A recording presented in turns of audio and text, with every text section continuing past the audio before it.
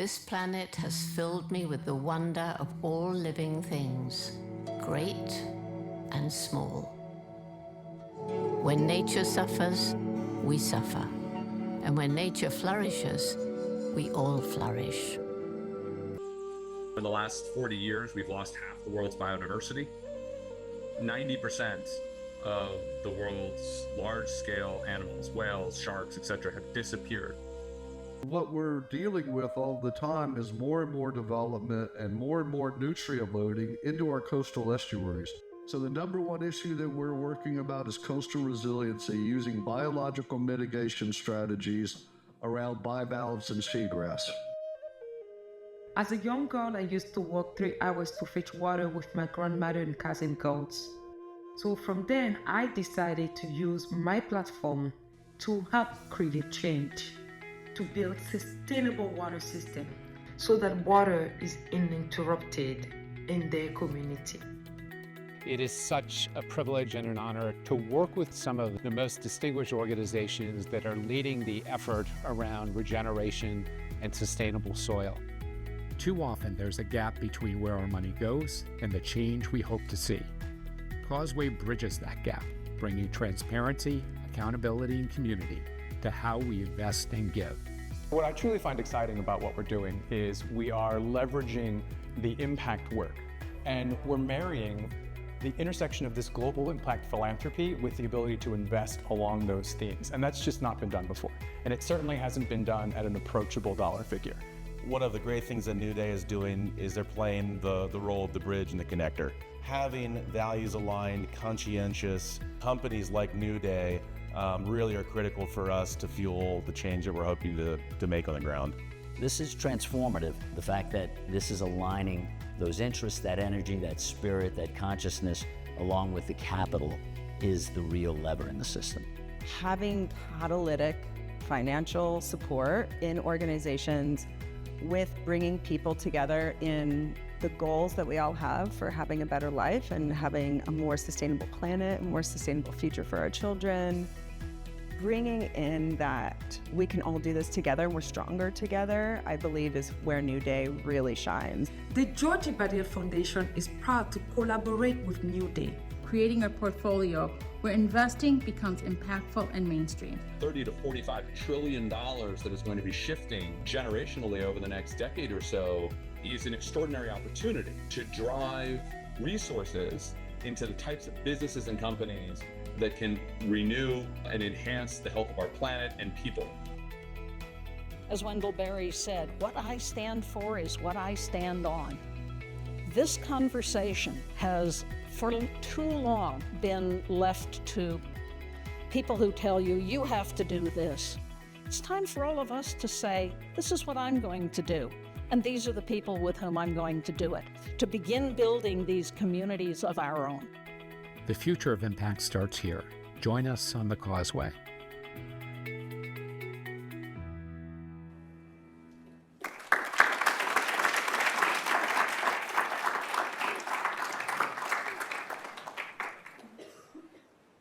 All right. Good evening, everyone. Welcome. Welcome.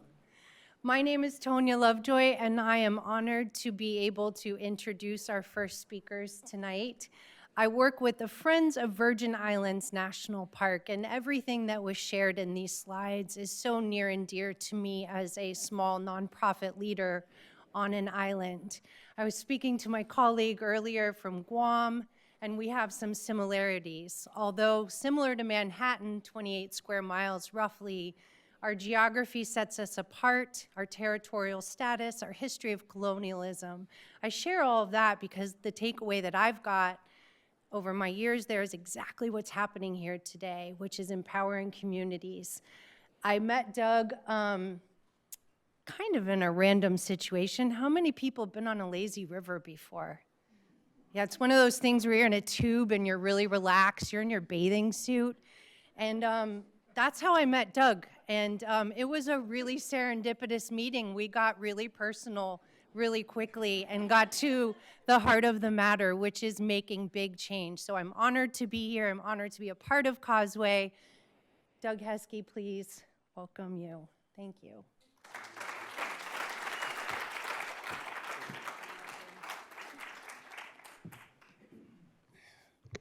Hi, everyone. It is such an incredible thrill to be here this evening during this important week here in New York City, which is not just Climate Week, but it's the middle of the UN General Assembly and, of course, Clinton Global Initiative as well.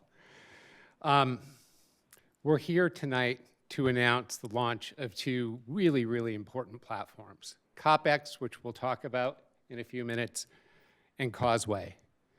But they are much more than platforms, and we are here to celebrate much more than the launch of those platforms. This is about honoring the work of more than 57 nonprofit organizations and NGOs that have already joined the Causeway platform. I am so incredibly honored tonight to preside over this proceeding, in that I am one of very few men that are a part of this distinguished lineup of impact leaders that are all women. So if I disappear in the middle, if I happen to disappear in the middle of tonight's presentation, it's only because I figured out that my best course of action is to go sit on the side and take notes and listen. So all joking aside, this is an incredible honor. And I'd like to introduce my colleague and somebody who's become a very good friend of mine over the course of the last number of years. That is one of the critical founders of the impact movement. And she was doing this long before this was fashionable, and when it was barely a glint in my eye. And so her name is Hunter Lovins, and she is the co-founder of COPx and a former co-founder of Rocky Mountain Institute. The lineup for tonight's session is by no coincidence. We set out to design this launch event for both Causeway and COPx and knew that we wanted to highlight something that was extraordinarily different, but sadly oftentimes goes unrecognized or unseen. And that is the essential role of women driving change and impact around the world. This belief is personally something very important to me. I grew up in a household with 3 boys and 1 girl, but had a very strong grandmother and a very strong mother who didn't shrink away from having strong opinions. And so from an early age, I saw the real influence that having strong women leadership could have on our household, and even on my own kids that we chased back to the East Coast here about a year ago. And it brings up something that's really important today. And that is, there is almost anything in the world, and I speak for myself, and I think I probably speak for everyone else here, anything in the world that we would do for our children. But when it comes to protecting the planet, saving our world, developing healthy social systems, there doesn't seem to be the same level of urgency as if your child came to you and asked you for something that was super important to them. So we are taking a path as an organization today that sadly is less followed in support of diversity, equity, and inclusion. And we wanted to make sure that we were hosting this forum tonight so that we are both recognizing the leadership, that their voices are heard and they are recorded. And this is by no means not to denigrate all of the other contributions that a lot of other people have made in the impact space. So Hunter, this is an important event for both COPx and Causeway. It feels a little bit different to me because, as I had said, our whole family relocated back to the East Coast after spending more than 20 years in California. And yet the paradox is what we were just talking about. How do we drive action? How do we individually take responsibility for our behaviors? And our solution, through both COPx and Causeway, is to engage. And we're going to talk more about both of these platforms this evening because they are both mechanisms for getting involved, whereby you can learn and get educated. You can engage and get involved in the issues that you care about. And finally, you can deploy capital that is aligned with your financial and investment strategy in a way that is somewhat unfounded in the world that we operate in today. So Hunter, why don't we take a seat here and then we can engage in conversation with one another. And okay.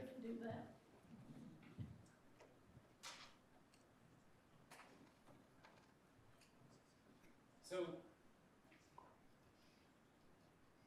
Hunter and I have a number of important questions for each other and for all of you as we think about our roles in being contributors.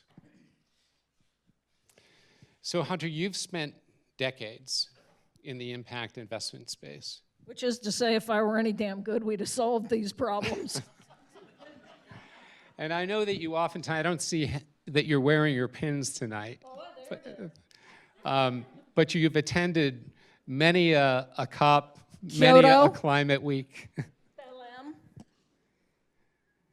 Why do we sacrifice so many things for our families and for ourselves, for the people that we care about, yet when it comes to climate, we don't make the same decisions? I actually don't think climate's going to be a sacrifice. I think in part, framing it that way has been what has got us to where we aren't taking the action that we need to do. There are two solutions to the climate crisis and then a whole bunch of ancillary bits and bobs. Stop emitting greenhouse gases, largely from fossil fuels, and then take the excess CO2 out of the atmosphere, put it back in the soil where it belongs, where it becomes a nutrient, using regenerative agriculture. Everywhere on the planet now, renewables are cheaper than fossil. And regenerative agriculture is better for all of us who like to eat. It delivers greater productivity. It enables smallholder farmers to thrive. It's better, faster, cheaper, as Tom Steyer said in his recent book. We've been portraying this as a lone polar bear on a slowly melting ice cube. It's not about the little ice bear. It's about humans. George Carlin, save the earth. The earth will be fine. It'll shake us off like a bad case of fleas. It's humans who are in trouble, and we have the answers. My old boss, David Brower, used to say, if you're out boating and you see somebody whose boat's in trouble, and you come up alongside them and you say, your boat sucks. This is not likely to get you the desired outcome. But if you come alongside and say, hey, I have the party boat, come with me, you might get them to save themselves and the rest of the planet. We need to throw a better party.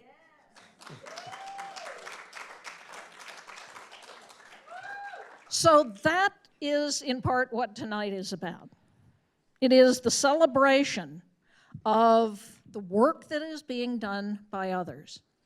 Doug has done a magnificent job in pulling Newday together, in pulling Causeway together, and I'm beavering away trying to get COPx airborne. COPx, by the way, is not mine.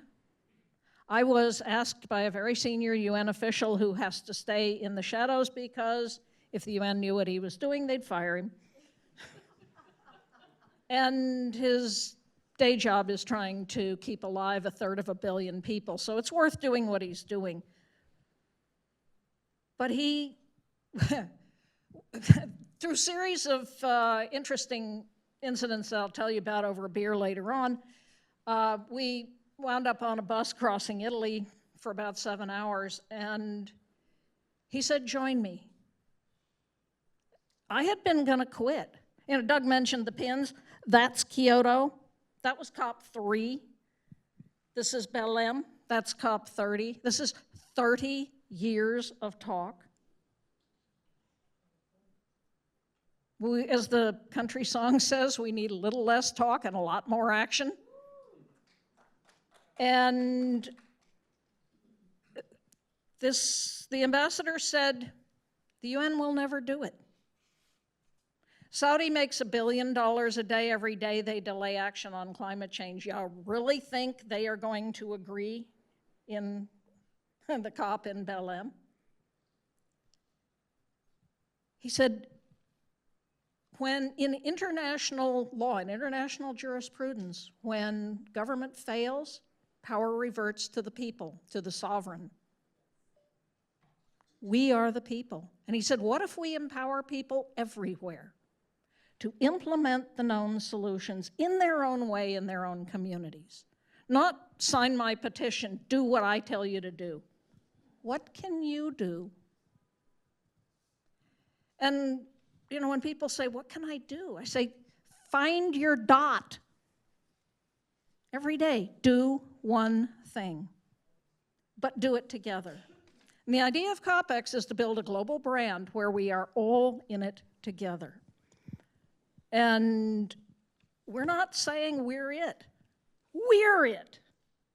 All of the organizations that are here tonight. And side note, in addition to you, there are some awesome men in this room. You know, Andrew Winston, author of Big Pivot, Doug Sims, who's a solar entrepreneur, Jason Knowles, who runs Savory Institute. I can just go on and on about all of my friends. Rich Wilson, this is a cool thing, Global Citizens Assembly. What if we polled people, did lottery for people all over the earth to come together as the UN and do the negotiating? So we're doing it, eh? It's happening. And Dave Randall, we used to ride horses together in the Colorado mountains. Paul Rowland, Jared Emmert of Environment Next. This is the reason COPx is actually here tonight. When nobody else would believe in us, they funded us. And Daniel Aronson, who with Andrew and a bunch of us have a Wednesday evening, once a month drinking society to convince each other that it's still worth fighting. There's so many of you. Chid, we work together in Unreasonable. We are the only ones who can solve this crisis. And you all know the science. You know how grim this is. And we have all the answers. So, you want to be a part of it?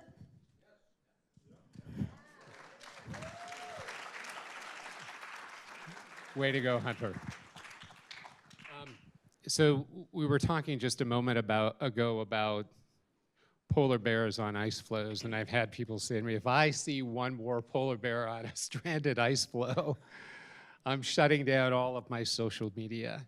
And so, but it does beg an important question. Fear hasn't motivated people. We know it's in the human condition that most human beings don't act until the fire is burning on their doorstep or perhaps even in their house. So if it's not fear that motivates people, what is it, Hunter? I think it's the desire to make a difference. For you personally to know that because you were here, things are a little better off than when you were born. And to be part of a community doing that. And that's the essence of COPx. We went from 100 people who around the world who had ever heard of this idea when the ambassador tapped me, to now over 1,100 COPx organizers. On the website, out on the little banner outside is the QR code, is the URL. You can become a COPx organizer. And then you are part of this global community. and having fun. That's why when Doug said, well, we'll have nibbles, should we have alcohol? Hell yes. This is going to be a party. He said, how long is it going to run? I said, until somebody leaves. We're going to have a party in a little bit. And this, I think, is, if you look at the other side, they're very good at having fun. We've not been all that good at having fun.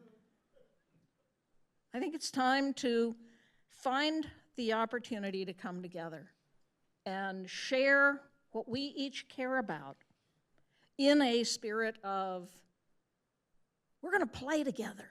This is going to be a good time. And we'll have an opportunity to do some of that later this evening. I'd like to share just a little bit of a story with you around the work of Newday and Causeway. And we have, for the last 9 years, been very much committed to this idea that we needed to build mass movements around impact. And while we have spent the last 9 years working with major family offices and foundations in managing their public equity capital in responsible ways, we learned a lot from that experience. We learned as a young organization that we needed to build credibility and trust with the community by partnering with some of the world's leading nonprofit organizations and NGOs, which we've done. And many of the people that are represented in the logo slide that you saw earlier were people that have joined the party. And there are a long list of others that are eager to come onto the platform as well. We made a very deliberate decision 9 months ago. And that was that working with family offices and foundations wasn't enough to drive the change that we wanted to see. We needed to do more than that.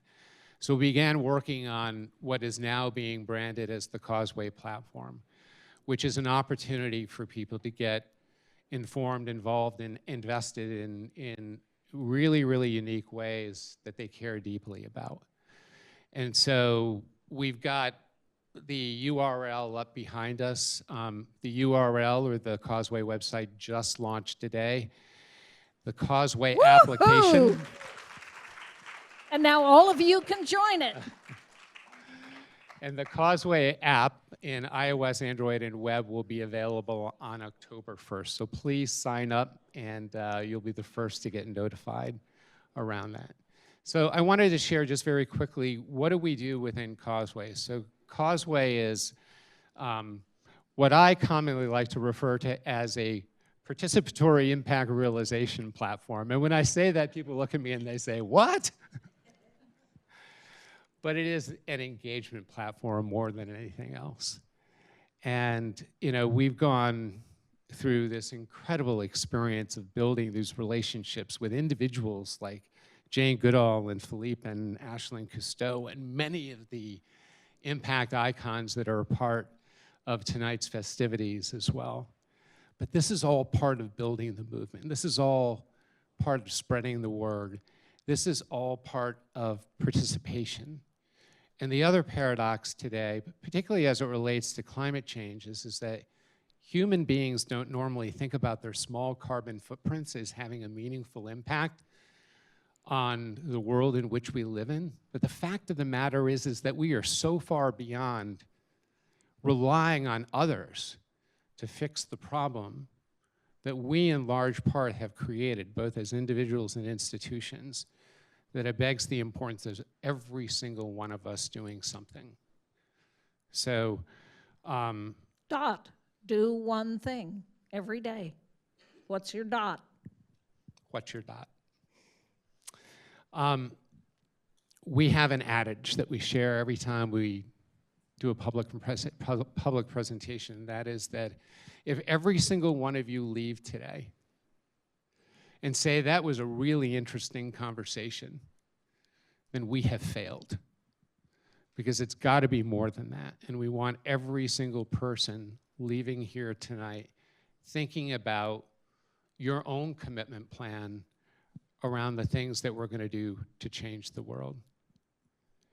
We are incredibly honored to have this distinguished group of leaders here with us. And I'd like to ask Hunter to stay on stage here for a moment, and I'm going to invite our first panel to join the stage. So first of all, I'd like to invite Georgie Bedell, who runs the Georgie Bedell Foundation.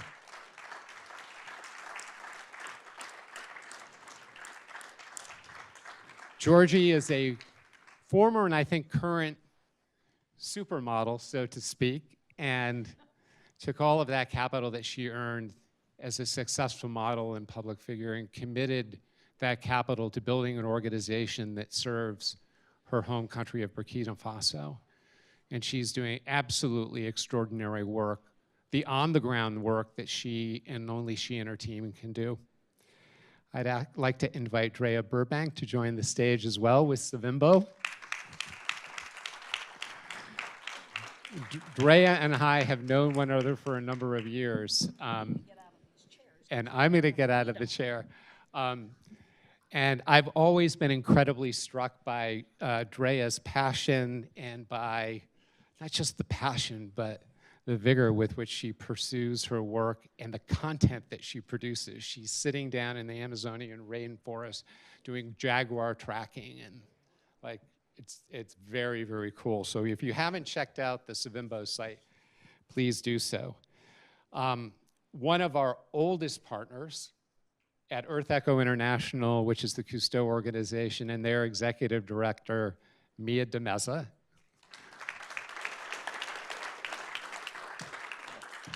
And Mia has had truly an extraordinary impact on that organization, having now been there for 19 years.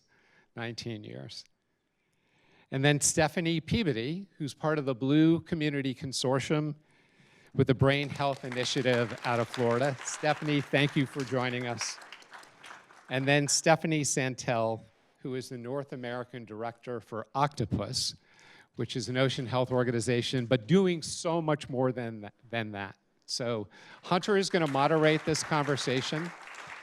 And I'm incredibly grateful for all of the work that you're doing, your commitment to being here this evening on this important day. Thank you. And I'm going to add one more, who is Sarah Reversi. Sarah, how do I describe you? Sarah runs the Venice Climate Week, runs Future Food Institute in Italy, puts together the nexus of climate health and human health. Your home, Pollica, is the World Heritage Site of the Mediterranean diet. And wow, so many things. And Sarah and I were together in Paris this spring, and she said, COPx, I want to be a part of COPx. And I said, good, you are. Thank you.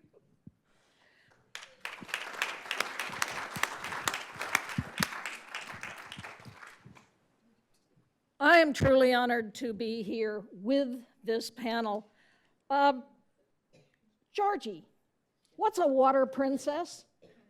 You have a book out there, The Water Princess. Thank you, Hunter. I wanted to congratulate Doug Heske and Newday for this new launch. Well, The Water Princess is me. It's a children's book based on my childhood story. I used to walk 3 hours to fetch water with my grandmother. Fetching water wasn't something that I like. Believe it or not, I am not a morning person. So every morning, my grandmother would come at the door at 6 a.m. She would say, Georgie, let's go get the water. And that is when the fight was starting, because it wasn't something that I like. And I was blessed to become Miss Burkina Faso, then Miss Africa. Then I went to Paris to start an international modeling career. And while living in Paris, I have a fantastic life. Every time I went to flush the toilet, water was there, and I could flush the toilet as many times as I wanted. I could take Baba bath anytime. Few years back, later, my sister was having a baby. So I was very excited to welcome my nephew. I went home to visit my sister, and unfortunately, I have to watch my pregnant sister waking up between 2 a.m. and 4 a.m. to get water. that is when I knew something was very wrong. And I was very much blessed by God to have all of the success, and I needed to use my platform to give back. So that is how the Water Princess was born.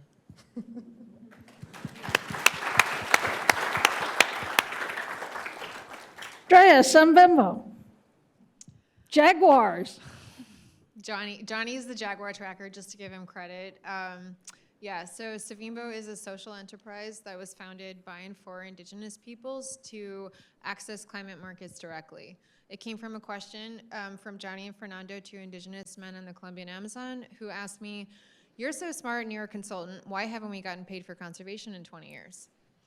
And Savimbo was the answer to that question, because there's no legitimate reason why they haven't been paid for their work. Currently, we have the world's first certified biodiversity credit, direct from Indigenous peoples, in a biodiversity hotspot on a planetary boundary. And that is the currency that the communities we're working with, currently it's 40 projects, roughly 400 leaders in 45 countries and 100 Indigenous nations on our advisory panel, have chosen to transact for the planet. They have an estimated 80% of the biodiversity. They protect 20% of the world's biocritical regions, and they get less than 0.75% of the climate financing. So this is their request. This is how they want to be paid and what they want to be paid for. If any of you have a company, yeah, let's.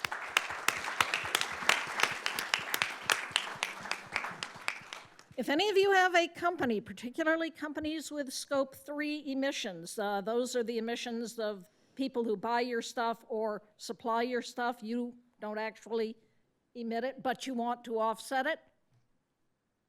Oh, Talk yes, to Drea. please. Stephanie, brain health. What the hell is brain health?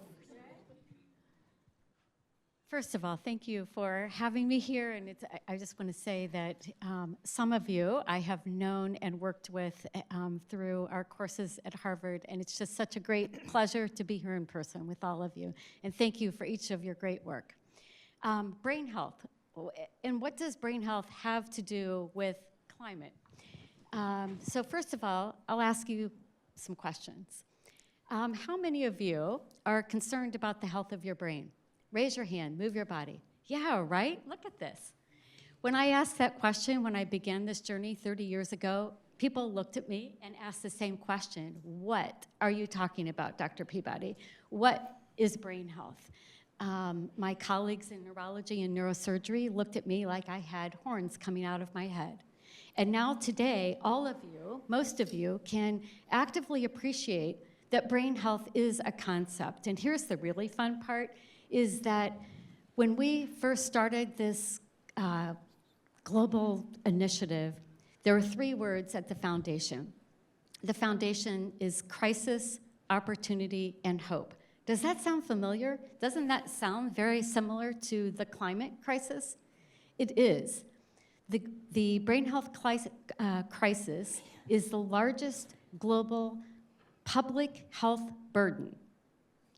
Not cardiovascular disease, not cancer, diabetes, or obesity. It is brain illness. That's our crisis.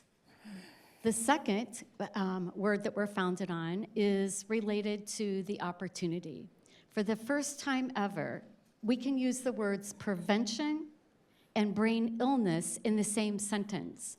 The science now robustly demonstrates that by living a life that proudly promotes brain-healthy lifestyles. By the way, brain-healthy lifestyles are embedded in nature, in the blue space, and the green space, and the built space that we surround ourselves with. We are absolutely dependent on a healthy environment. And when our environment is not healthy, our brains are at risk. The health of our brains are at risk. So the opportunity for the first time ever to be able to prevent brain illness is real. It is here today. And how do we do that? By living a neuroprotective lifestyle that in part is counting on healthy environments for the food that we eat, for the water that we drink, for the air that we breathe, for the toxins that we don't want to expose ourselves to, or our future children, or our aging families. It is absolutely dependent on a healthy climate. That leads us to the third word, which is hope. For the first time, we are indeed able to use the words prevention and brain illness in the same sentence, but here's the other rub, is that we are living 2 decades longer, but our brain span is not keeping up with our lifespan.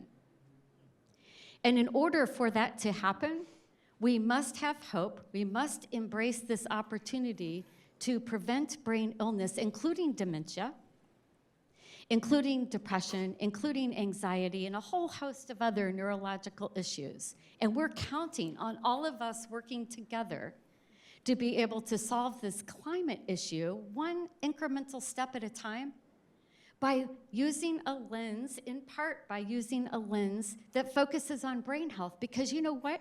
This question that you asked at the very beginning, why are people more invested in certain things like health or more invested in caring for their children's concerns than they are the climate? Well, it's because it's what resonates with their heart. It's what resonates with their home. They haven't quite felt the impact yet of the climate. Although we are, they haven't. So let's come together and perhaps consider using a new lens to look at climate, which is related to what all of us are doing up here, and that is embracing this opportunity to focus on brain health and using one of the protective factors that support preventing brain illness, and that is a healthy climate. That's what brain health has to do with the climate health. Thank you. Mia, youth, young people, what's their role? They play an absolutely critical role in this situation that we are in, because we have a colleague who has said to us, if you do not have a youth strategy, you do not have a strategy at all. So at Earth Echo International, we were founded, as Doug said earlier, by Philippe Cousteau, who is the grandson of Jacques. And our mission is to build a global youth movement to protect and restore our ocean planet. And we reach 2 million people in 147 countries. We do that by helping young people to have the resources and the training to do direct restoration work, education, and advocacy work in their countries and around the world in support of ocean health, because the ocean is the life support system of our planet, and it is critical that we're past protection. We really have to focus on restoration at this point. So that is where we are working, at that nexus of ocean and young people. Thank you.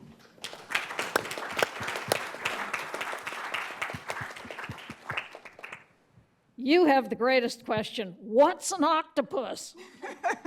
That is a great question. And I think for the science behind that, I'm going to point to Stuart, who's in the audience. That's one of our co-founders, and he, I'm sure, is going to be very happy to tell you about that.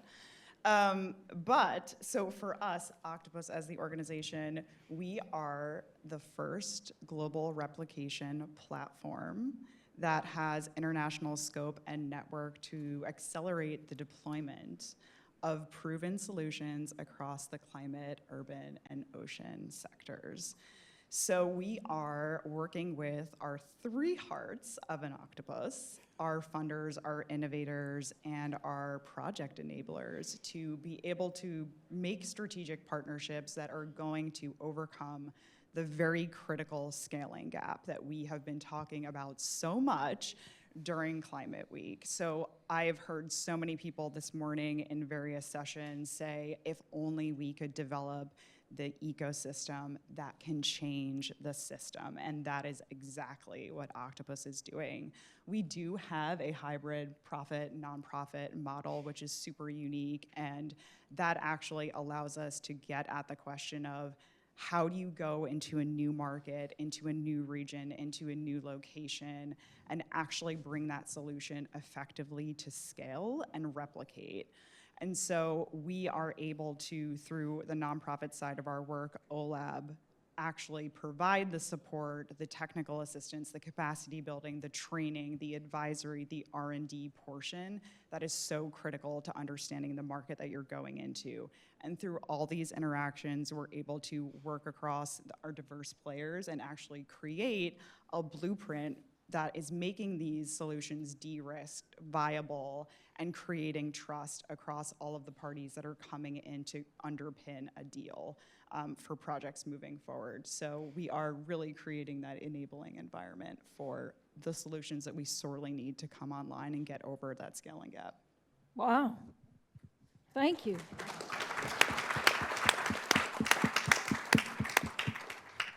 Sarah, what's a climate shaper? Wow, I love this question. First of all, I want to learn more from all of you. Thank you so much for sharing your story. And thank you so much for pulling me in. What are the Climate Shapers? It's our gang of change makers. Climate Shapers is a program that we started many years ago with FAO, and we decided to empower people that can change communities. Climate Shapers have, let's say, no age limits. That goes from whoever can make a change in a classroom, in a farm, in a village, in a community, within the community of mayors or policymakers, leaders, who else can join the movement. We are training people in multiple campuses. Our main international campus now is in Pollica, that is the capital of the network of the emblematic communities of Mediterranean diet. I founded the Future Food Institute, that was a global organization starting from the Bay Area and then all the way through Japan, around the world. But then I bumped into Pollica, thanks to an American movie maker, who told me, you never talk about food as we intend in the Mediterranean. You never talk about Mediterranean diet. I'm Italian, and I was talking a lot about talking and doing things, a lot about food and climate, but I spent like more than 10 years not going back to the roots. And this guy told me, maybe you have to study a little back. And I went in Pollica, and here there's the mayor of Pollica in the room. And I discovered that these centenarian people are the perfect example of what we aim to call the algorithm for longevity. And I started talking with people and understood that these people have brain activity that goes much faster than mine. I found out that Pollica is embedded in the geopark of Cilento that is holding nowadays 1/3 of the biodiversities of the Mediterranean. I bumped into farmers that were basically practicing regen farming, not because it was cool, not because of movies and Kiss the Ground, but just because they always farmed in this way. I was jumping into the boat of fishermen that are still fishing with the nets of Menaica like the ancient Greeks, and they are really the stewards of this ocean. And I found out that, first of all, the Sea of Cilento has been awarded for the last 40 years as the cleanest in the Mediterranean. I found out that those biodiversities probably are connected with the way of farming. And I found out that these centenarian people are the proof that probably we need to learn something. So I basically started using this territory and this community as our teachers and as our classrooms. So our Climate Shapers now are still going around the world, but actually they found an amazing home that is in Cilento. How many did you train this year? From January, 1,200 and something. And we are training them on gastro-diplomacy, save the ocean, regen models, and many other things. Schools, 1/3 from the territory, 1/3 from Italy. All the high schools of, say, digital and ecological transition. We have a special high school from all over the country, so 1/3 from the country and 1/3 from all over the world. No age, from all over the world. So everyone can come and join us. That's it. Thank you, Anke. Georgie, what's an oasis? An oasis is a community center that the Georgie Badial Foundation implements in villages where access of clean drinking water is needed. It contains a access to clean drinking water equipped with solar power, with 5 meter cubes of water. That means that the community have access to over 5,000 liters of water per hour. Inside the oasis, we have toilet, basic. We have a community garden. The community from the village can farm around the oasis because there is access to clean drinking water. We also have electricity, a space where students can study, and outlet where they can charge the device. The way that we actually came and create the oasis is that I remember a few years back, our focus was like on building the wealth. That was what we were focusing on. And in 2018, my grandmother called, and she said, "We are hungry." When she said, "We are hungry," I couldn't understand. I'm like, "What do you mean we are hungry?" Basically, she was such a generous person that everything that she have, the community was experiencing famine. And everything she actually have, all of her food reserve money, she just gave everything. And this was the first time my grandmother called me and said, "We are hungry." She never asked for anything. And if anything, if I give her something, she won't take it because she will think of me first. So I was like, okay. So I called different mayor to understand what was happening. And this was the first time that my country was experiencing famine. So I traveled to Burkina Faso, and I went to visit a few different villages in the north, where I have to see children for the first time that could only have 2 meals per week. It was, yes, it was brutal. It was brutal to see, to hear. And that is when we came up with the solution of creating an oasis where they can have water, they can farm, because Burkina Faso, we're one of the hardest people. We love to walk. So access to clean drinking water, access to water was one of the things that was needed. And inside the oasis, one of the things that we do is we hire 2 women that work in the oasis, so we provide jobs. We also have a man that work in the oasis. And I would say, yeah, that is it. And we definitely have a woman engineering program that will come next. But as a part of a sustainable approach, because we cannot go and build this water project without the community participation to it, so that we ask every member of the community to participate a sum of 1 penny per 20 liters of water. And we use that money to pay the women that work at the oasis, and also to maintain and sustain the water project. Wow.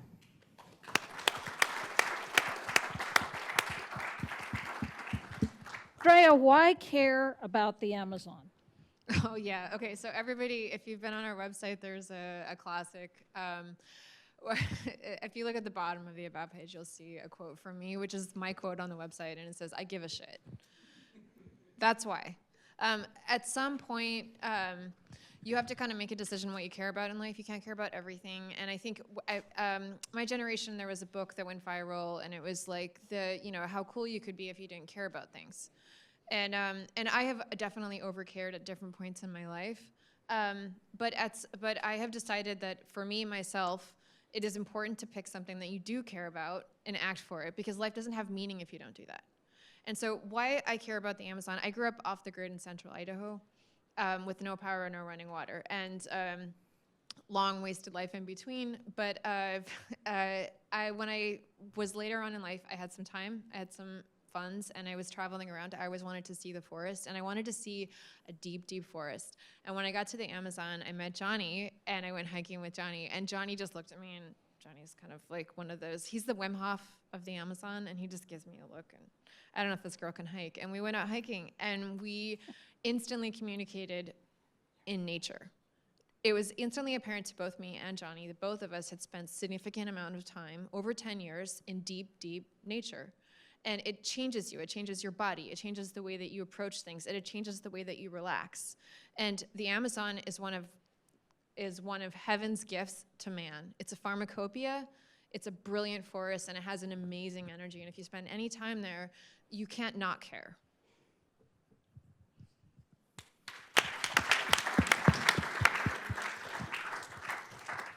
Mia, what's your call to the people here, to the people there? So I'm going to give a twofold answer, if you don't mind. I see some faces in the audience who are under 25.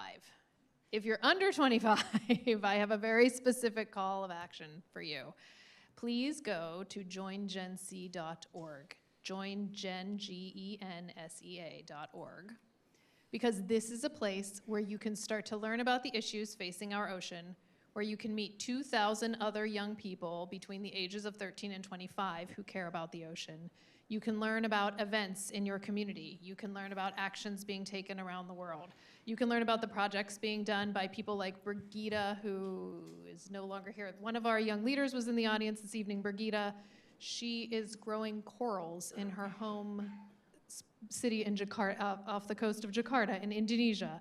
You can hear about the film screening that Johanna is doing in the South Pacific to draw attention to the ratification of the High Seas Alliance. So you can learn about all of these different projects and ways to get involved in ocean protection and restoration, which is critical at the moment, as we've talked about. So joingenSea.org. If you're maybe not 25, even if you're 18 to 25 or older than 25, please call your representatives and senators and ask them to fund NOAA, because that is where we are at the moment. So that is the main call to action for most. Yeah, thanks.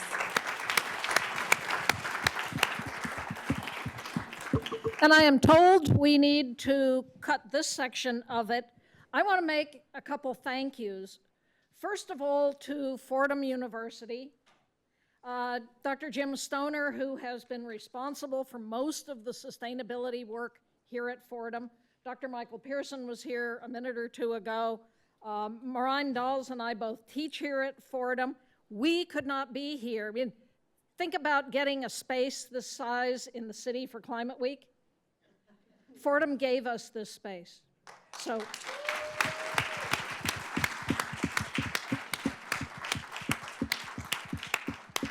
So thank you, Michael, who just walked in. Thank you, Jim, and thank you, Fordham. Doug, thank you. This is just the beginning of an awesome relationship with all of you. We will all be around afterwards. The whole idea of bringing out beer and wine and nibbles is to have a party. So, ladies, thank you. Thank you for all you do.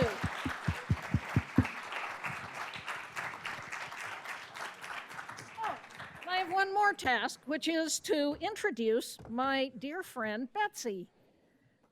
Betsy and I have known each other, gosh, a decade and a half, 2 decades, working in the impact space. Betsy's really the one who's been working in the impact space, gosh, your professional life, and was just recently made CEO of Newday Impact. When I heard that, I thought, oh yeah, right decision. So, Very Betsy. sweet, very sweet.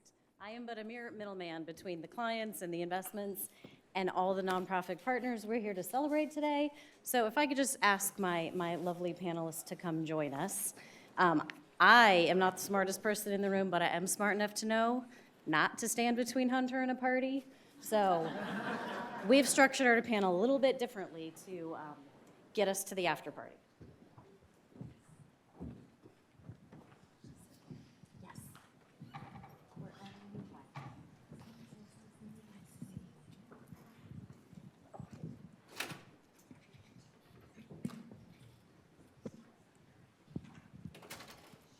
And I also, do we have these on? I don't even know. My job's a little extra easy because everybody has done a lot of New Day introductions. So I'm just going to say about myself, because we are not here to talk about investing. I would love to talk about investing. Please see me afterwards or email me tomorrow, whatever you like, Betsy@newdayinvesting.com, and I would love to talk about anything investing related that you'd like to talk about. For our introductions, we decided to do self-introductions focused on what each person in each organization they represent do, and very specifically how it's impacted by the climate crisis.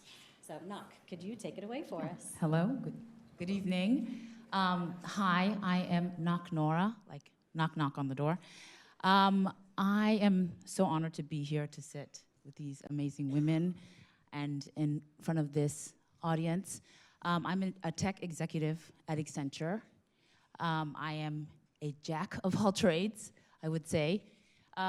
In my former life, I was a professional women's basketball player, a former professional model, also a business owner. And so within Accenture, my work and my passion lies within the data privacy and security space. And so today I also support individuals and families to take back control of their digital footprints. And so why I'm here today, though, to speak to you guys is that I'm focused to keep my country, South Sudan, centered in the conversation. And so as a former refugee, I feel as if it is important to understand the multiplier of conflict and climate. And so the people of South Sudan continue to suffer not only from the conflict, but the climate situation in our country. So particularly in my area, we've been dealing with floods for 4 years and a lot of areas within South Sudan. So this story is passionate to me. I don't work in climate every day, but I do know people who continue to suffer. And so my purpose today is to continue to keep South Sudan centered at the conversation and that we do not let our suffering remain silent. So, thank you.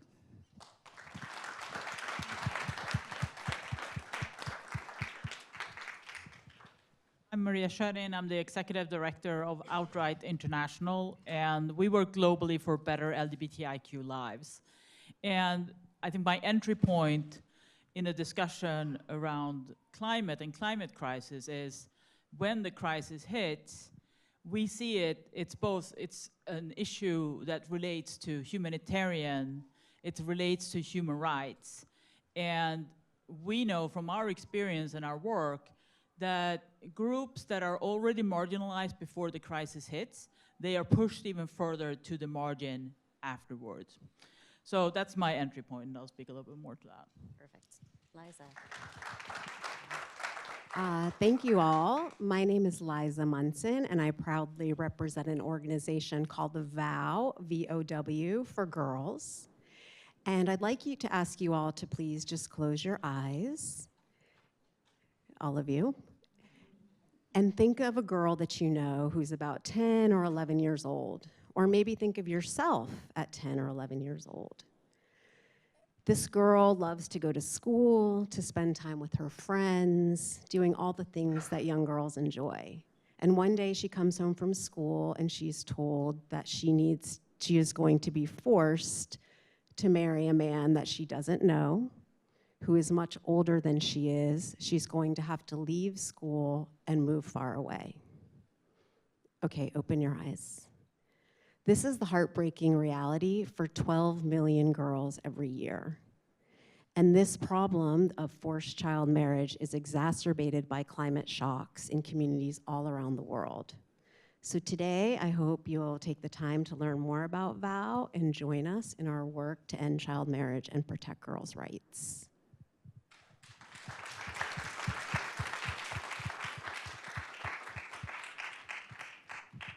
I'm Laura Ash. I am the Director of Operations for the Beneficial Plant Research Association.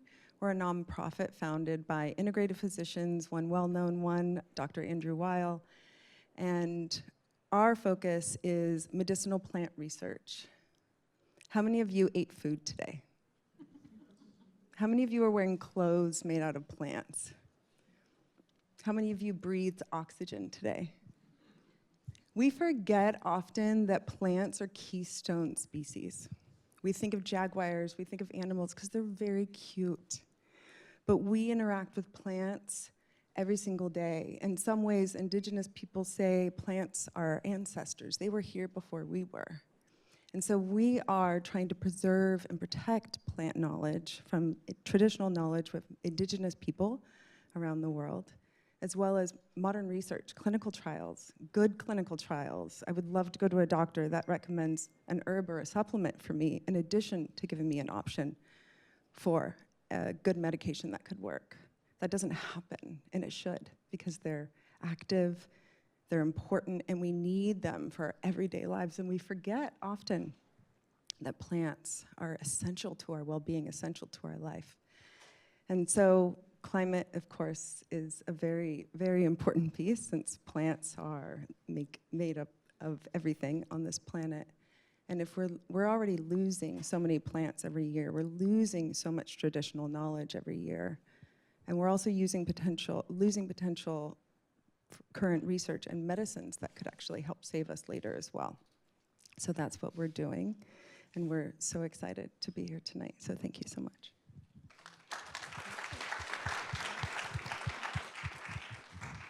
I love that. Well, let me first start off by saying thank you. Thank you to Newday. Thank you to all of you for being here. I recognize that our time is our greatest commodity, and so thank you for sharing it with us. Thank you, Betsy, for this panel and moderating it. My name is Anna Rathman. I have the great privilege and honor of being the executive director of the Jane Goodall Institute. What that means is that I get to work with and help continue the work of Dr. Jane Goodall. I'm a very famous woman scientist whose research in Western Tanzania changed the way that we as people view our relationship to the natural world. Some of her studies involved tool use with chimpanzees. She was one of the first to identify and document the use of tools by non-human species, and so really started to blur that line between humans and other animals. So we like to say at the Jane Goodall Institute that we're making positive impacts for people, other animals, and the planet, and we do that through research and conservation, primarily in Central Africa, and then a global Roots and Shoots program, which is a global youth program. So it's a pleasure and an honor to be here. Thank you.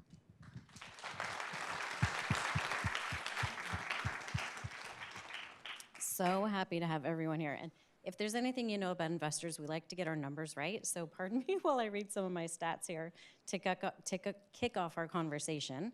The Internal Displacement Monitoring Center reports that every year more than 20 million people are forced to leave their homes and migrate elsewhere to escape the ravages of an ever more extreme climate, also because of violent conflict, which is clearly often exacerbated by worsening climate conditions. In 2024 alone, 65.8 million new displacements were recorded worldwide. And in fact, in 2024, the US topped the single country list for the first time ever with 11 million displacements during the year. Often the most vulnerable can't find the means to go back, retake their home, leaving a total of 83.4 million people in permanent displacement at the end of 2024. Clearly, we all know, because we're well-educated people who have come into this room under a common purpose to learn together. It's women, girls, other marginalized populations are often the ones who suffer the worst from these displacements. So I'm hoping, Maria, would you mind kicking us off with how do these events, how do they impact the populations that you serve? So I think it's important to know, I mean, I appreciate that you said we in this room, we know this, but I have to say when you talk to other people, they often don't know that. They will often say, well, a catastrophe, a disaster, a crisis, it affects everyone, so we should treat everyone the same. And I hear a lot about that these days, that we shouldn't single out any groups. Somehow we should assume that we're all just one gray mass of people that all need to be treated the same. And that's clearly not the case. Like I said, if you live on the margins before a crisis hits, chances are you're going to get pushed further out. And the only way to have an effective response is to adapt it to the different groups. And that, of course, includes the LGBTIQ population. And I think it's important the reason it's important to look at this is when there is a displacement, for example, due to a climate crisis, people have to move. It means that for LGBTIQ people, you might lose your only safety net that you have, and you may not be able to easily re-establish that. In many crisis situations, people are, you have to go to your original family for help, for example. That may not be possible for LGBTIQ people who may have been kicked out of their homes and won't be able to go back. We did a big study during COVID, and just as an example of this, and I remember one of the people that we interviewed who was living in Nairobi, and she said that her biggest fear during the pandemic, the lockdown, was that she would have to go back to where she came from, because if she did, she may never be able to make it back to the chosen family that she had been able to create in Nairobi. And she was only welcome back home if she was conforming to the rules of her parents. And so this is where I think that it's really critical that we bring these perspectives into all of the discussions when we talk to governments, when we talk to donors, and where we, of course, need to involve the communities involved everywhere.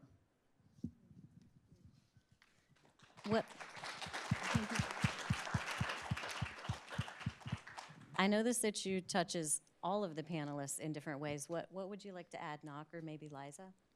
Yeah, so what I want to dispel the myth of like displacement is most of us think it's a singular event, right? We think from, in conflict, particularly in my region, in point A, we escape conflict, and now we have landed in a refugee camp, or we have reunited with family, and it's not good, but it's better, and the process is complete. But that's a myth. Because, so from point A to point B, then perhaps climate. So in my region, it is floods. So now we are displaced by climate. And so we're moving from point B to point C. And so now we're in another region. Maybe we're on the outskirts. Maybe we're on the border.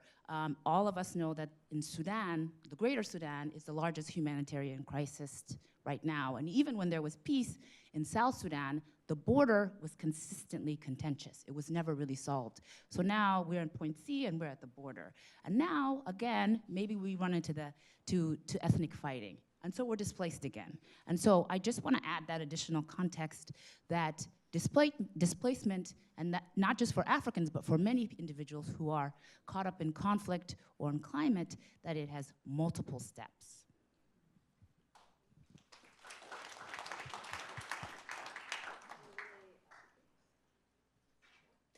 I agree with your point, and I think what we see in the child marriage space is that there could even be something that's maybe not a displacement, but a disruption. So if a girl is not able to go to school because of a flood or because of economic conditions brought about by climate shocks, the parents maybe can't pay the school fees, oftentimes that can be the precursor to her then being forced into a marriage. So even a disruption that we might think of as small, a flood, school is closed for a little bit of time, can just wreak havoc for a girl who is, to use Maria's words, is already on the margins.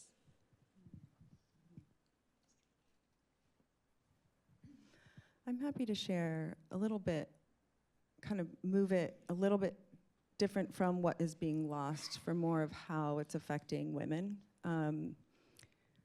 We are so sensitive to estrogens, but xenoestrogens, those are the plastics in our environment, right? And we'll see that young girls are getting their periods earlier than ever, and women are experiencing menopause significantly more, we think. We don't know because women have not been included in clinical trials until 1998.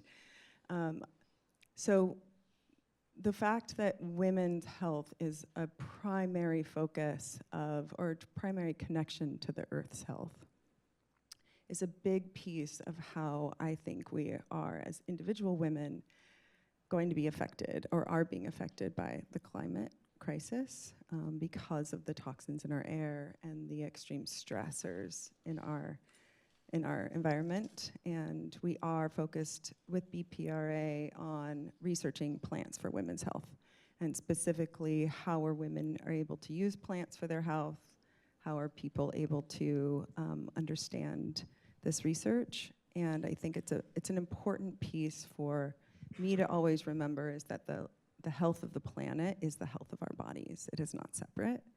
And the thing that we forget often, I think, when we talk about the overall health of a culture is how stable and how much access we have to our natural environment. And when that breaks, the women are often the only ones being relied upon to hold communities together. So there's multiple pieces here, but really focusing on the foundation of women's health and the health of our planet. I've got a mic, thank you.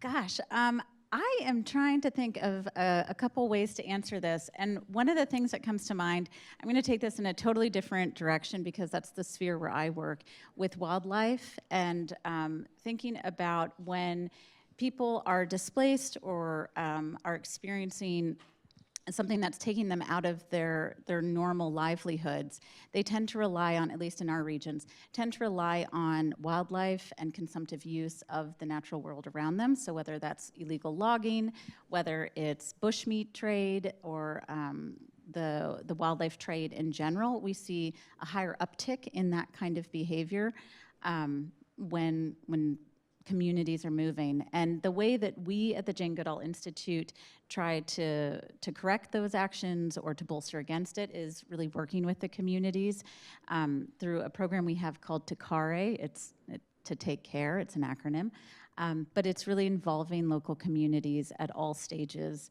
in the decision making and partnering with them so that they can have sustainable livelihoods off of their natural environments. And maybe I'm going to pick on you for a second because you went last. You know, there's a lot of, yes, not enough action, doom and gloom, things are dire. Can you give us a moment like of hope, resilience? Nature is resilient, people are resilient, like a current success story that you'd like to share? So many, so many. And I think that's, if I could leave you all, if you remember nothing that I say today, but you remember this, there are so many reasons for hope. You know, we hear all the statistics. We hear them all during Climate Week. They're beat into us. But there are so many reasons for hope. And it's individuals who are looking at it with a very realistic lens, but rolling up their sleeves. Jane likes to say girding their loins. I don't know what that means. They're girding their loins, and they're getting to it. And that's what all of my panelists represent. That's what all of you in here represent.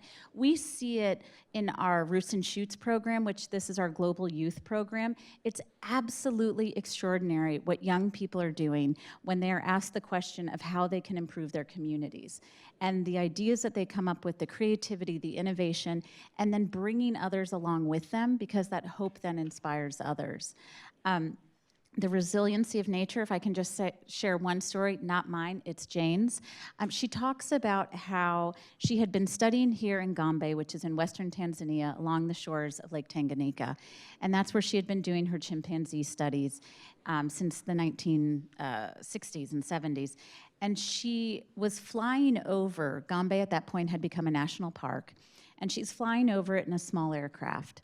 And she notices that Gombe has now become, this national park has become an island of green, and all around it is deforested, and the hills and the mountains around it are deforested because the communities needed those resources. And that was what really spurred this new strategy where she started working more with the communities outside of the protected areas to ensure that there was that kind of buffer zone between it, and it wasn't just these hard boundaries of the national park. She came back then, a few years later, and those hills were starting to be revitalized. They were becoming green again. And now I am so happy to say, when you fly over that same flight path, it is forested, not just in the national park, but all in the surrounding hills and mountains. So if you give nature a chance, it does come back. It does take work. It takes hope. It takes perseverance. It takes grit and girding our loins, whatever that means.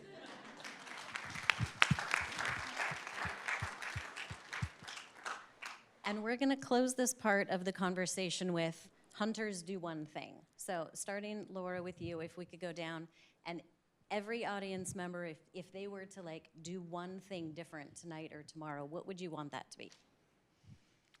Do one thing for climate, yes. Do one thing. I would say the most important thing is to learn about your own environment. Look at those dandelions in the cracks. They are medicinal, by the way.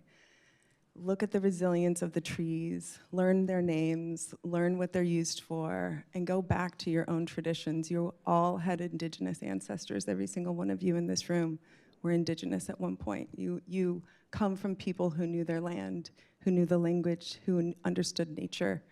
And if you can only do one thing, learn about a plant, learn about a tree, understand its seasons, understand its cycles, and it will help you learn about your own body, your own lineage, your own way of living with the natural environment.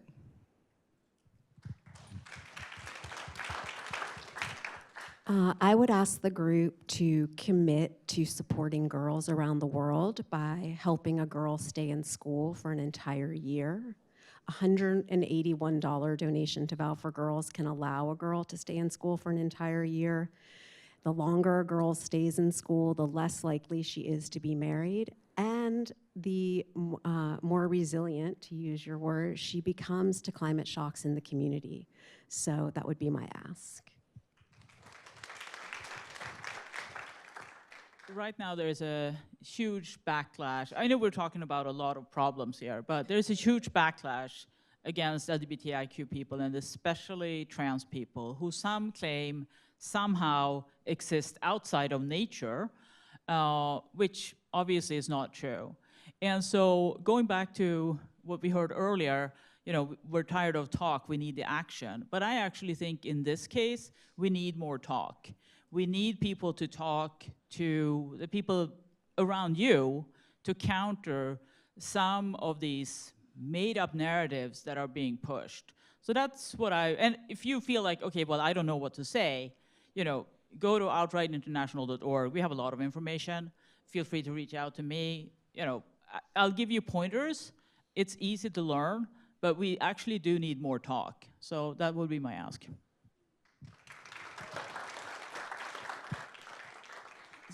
So I think the do one thing, and what I would ask you all is to put your eyes back on South Sudan and Sudan as a greater whole, because you know you got a little glimpse of the complexity, the persistent humanitarian crisis that is happening in that region, and I do not want my people to continue to suffer in silence, or that we are forgotten.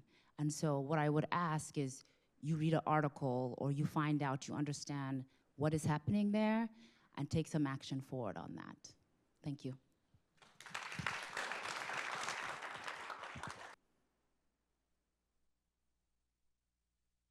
The difficult job of tying a bow on all of this and directing people to cocktails.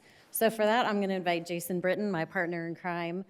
He's Chief Investment Officer at Newday Investments, to tie a bow on all of this.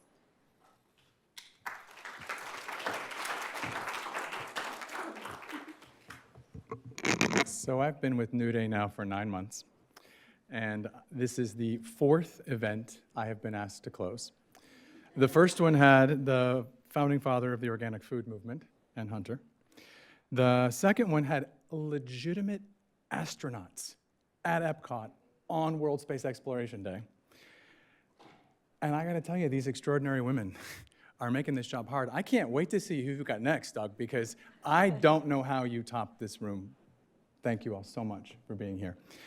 The tying it together part was easy, right? It's thank you.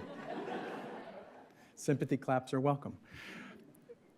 Bridge, alignment, engagement, community, and impact. And those are the themes.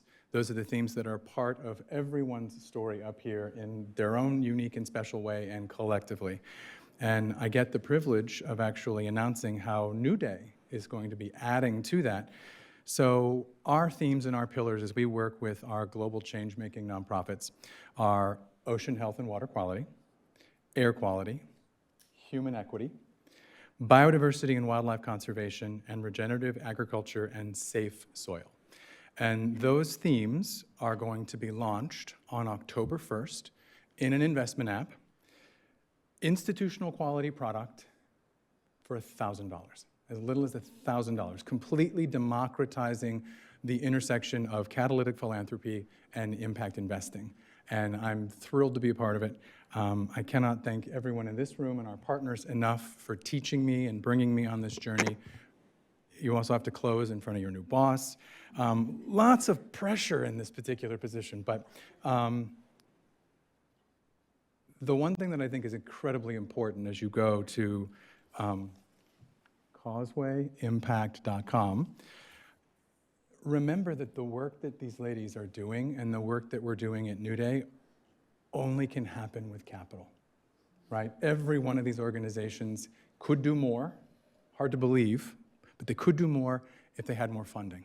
And that's my do one thing. That's my ask for all of you, is find a way to find, I don't care what it is, something to support, if not all, certainly one that really spoke to you this evening. And now the fun part, Hunter, the party, out this door and to the left, stair C, follow the herd, there is an escalator.